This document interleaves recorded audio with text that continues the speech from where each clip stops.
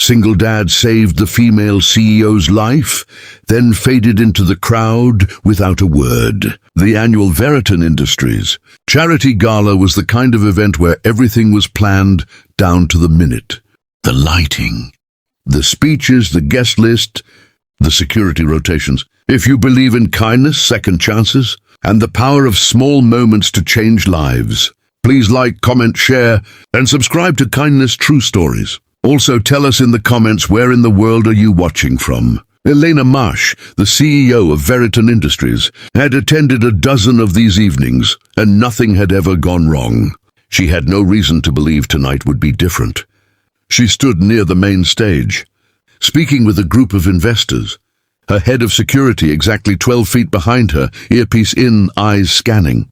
The ballroom was full, 300 guests. Waitstaff moving through the crowd with practiced efficiency. Cameras from a local business publication capturing the evening. Everything looked exactly as it was supposed to look. Daniel Cole had not planned on being there at all. He was a maintenance contractor who had been called in earlier that afternoon to fix a faulty electrical a panel in the building's lower level. The job had run long, and rather than push through the arriving guests, he had waited near the back of the ballroom for the crowd to thin. He stood against the wall in his work jacket, holding a paper cup of water, watching the evening unfold the way someone watches, a world that does not quite belong to them. He was thinking about his daughter, who had a school play the next morning, and whether he had remembered to press her costume.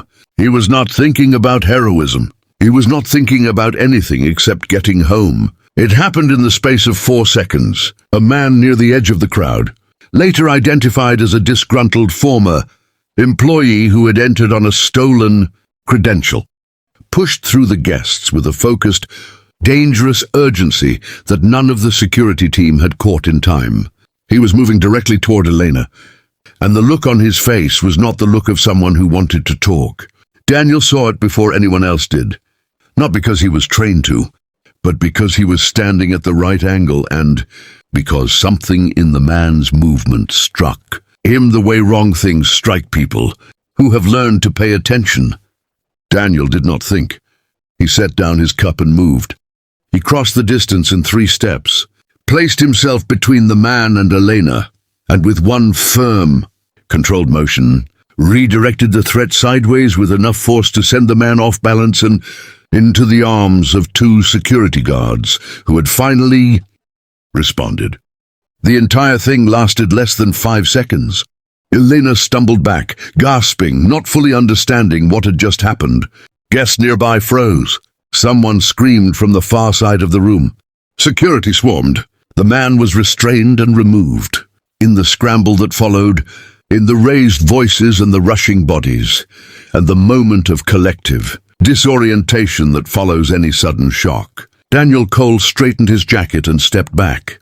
He picked up his paper cup from the floor where it had fallen, walked calmly along the edge of the ballroom, slipped through the service exit and was gone. He did not wait to see if Elena was all right. Not because he did not care, but because he could see that she was surrounded by people who could take it from there. He had a bus to catch and a daughter's costume to press. Elena spent the next 20 minutes in a private room, being assessed by medical staff and questioned by her security team. She asked twice about the man who had stepped in. Nobody had a name. The cameras had captured a partial image, a work jacket, a steady posture, a man already turning away before the dust had settled. It took her security team 4 days to identify him through the building's contractor logs. When they found Daniel Cole, he was at his daughter's school, sitting in the 3rd row of the auditorium, watching a 7-year-old in a cardboard crown deliver her 3 lines with complete seriousness and total conviction. He had his phone turned off. Elena sent a letter to his home address. He read it, folded it carefully, and placed it in the drawer where he kept important things: his daughter's drawings, his late wife's photograph, and the small, quiet proof that a life lived with integrity leaves marks even when you are not watching. He never called back. He did not need to.